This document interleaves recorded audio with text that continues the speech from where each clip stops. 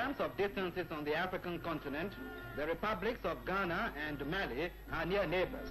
By air, a journey of only 800 miles separates the two capitals, Accra in Ghana and Bamako in Mali. Bamako is one of the largest and most important inland communities in West Africa. And through the streets of this city drove two men, Modibo Keita of Mali and Kwame Nkrumah of Ghana. From Accra, Osiagipo had flown with a party of ministers and members of his government. His objective, unity for a common destiny inspired and worded from a common heritage.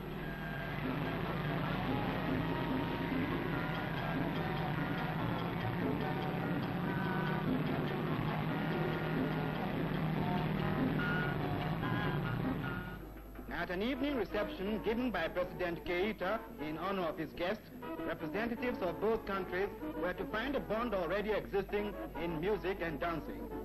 This was a language for which no interpreter was necessary. There could be no better way of making Dr. Nkrumah and his fellow guests feel at home.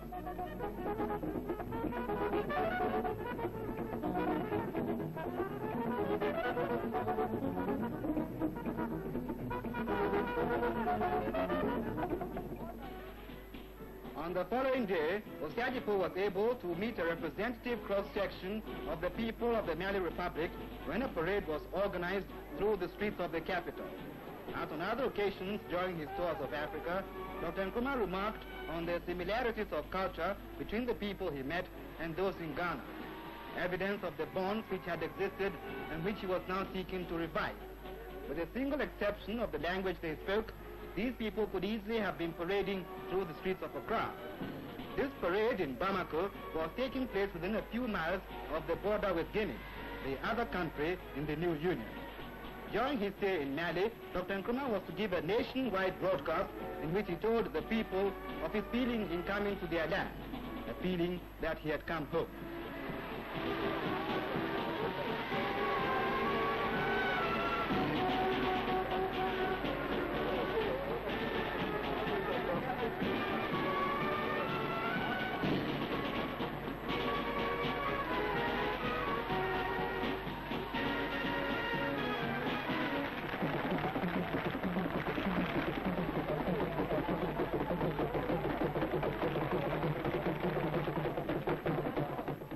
As a gift from the Ghanaian community in Bamako, Dr. Nkrumah was given a traditional Mali costume.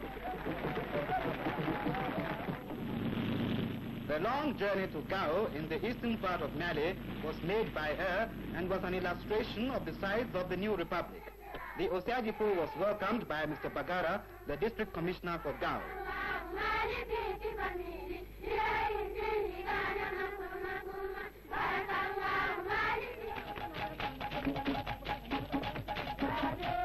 As in other parts of the country which were to be covered in the course of the tour, the visiting president was given a warm and vociferous welcome by the people.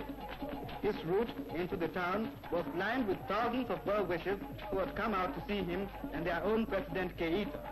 Members of Dr. Nkrumah's party said the reception everywhere in Mali was one of the most enthusiastic they had ever seen. While in this area, Osiagipo made a special visit to the tomb of King Askia, one of the warrior kings of the great Songhai Empire, the precursor of the old Ghana Empire. Dr. Nkrumah was thus paying homage to a leader who had helped to form the course of history from which modern Ghana derived her heritage and inspiration. Osiagipo was the first leader from an independent African state to lay wreath at the ancient tomb of King Askia.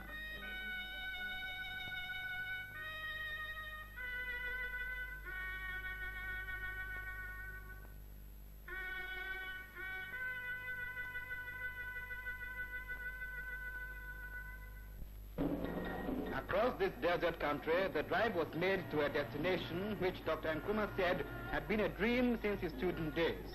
He was visiting the cradle of an old civilization, the legendary city of Timbuktu. Drawn up in line for the arrival was a mass array of camels and their riders. They provided an appropriate guard of honor as a reminder of the part they had played in operating the great caravan routes of the past. And even today, the camel is still indispensable as a carrier and means of transport.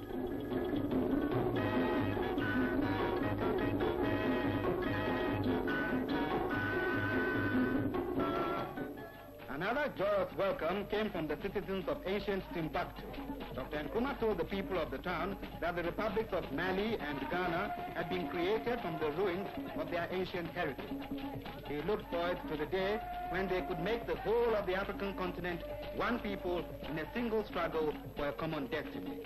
Dr. Nkrumah said the wonderful welcome he had received was an inspiration for him and other African leaders to continue the struggle for the total liberation of the whole continent. During his visit to Timbuktu, the president was honored by the gift of a camel from the elders and people of the town. It was given to him as a mark of the esteem in which he was held. Dr. Nkrumah expressed his warm appreciation for the gesture. During his stay in Timbuktu, the Osagyefo said the mere mention of the name of the old city was an inspiration to the modern youth of Africa. It calls to mind the great achievements of the past when great cities developed and flourished in the empires of Ghana, Mali, and Songhai. A visit to the University of Sankore provided another reminder of past glories and a link with the living history shared by the two African republics.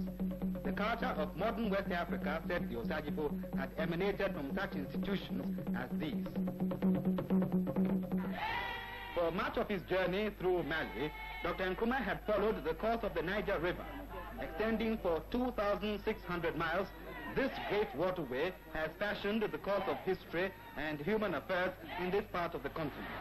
In Mopti, by the banks of the river, the people gave him a tremendous welcome.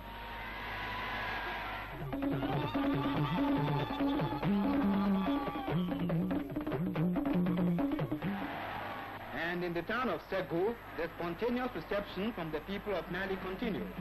Here, Dr. Nkrumah once again declared that the biggest problem facing Africa today was that of unity.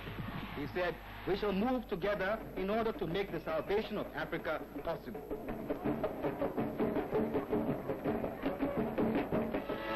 While at Segu, Dr. Nkrumah and his party were shown round the Marakala Dam. He said it was an illustration of what could be done to harness the natural resources of the country and provide power for industrial development. Ghana had particular interest in such a hydroelectric scheme in view of their own Volta River project. Both Osagyefo and President Keita expressed their desire to increase such projects in order to develop their economies and improve their social services. Advances in technology and the other sciences would enable the two countries to draw closer together and raise the living standards of their people.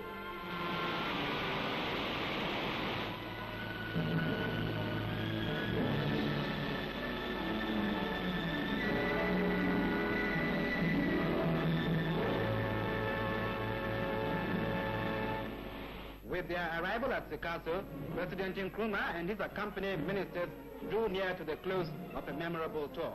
Once again, they were to be honored with a parade and with drumming and dancing. The visit had been a remarkable one for the spontaneity and response on the part of the men and women of the Mali Republic. Such a reaction could only have come from a people who felt they already had a bond of unity with their brethren from the Republic of Ghana. Dr. Nkrumah declared later that this visit had convinced him that unity in Africa was not just a theory. In meeting the people and in his talks with President Keita, Osagyefo said the union had been formed. Ghana was Mali and Mali was Ghana.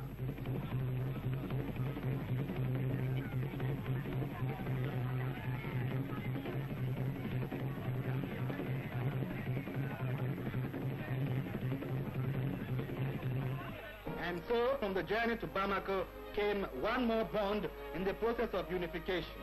One more step had been taken in the task of building anew on the foundation of a common heritage. At first it was just Ghana and Guinea, but now it is Ghana, Guinea, and Mali.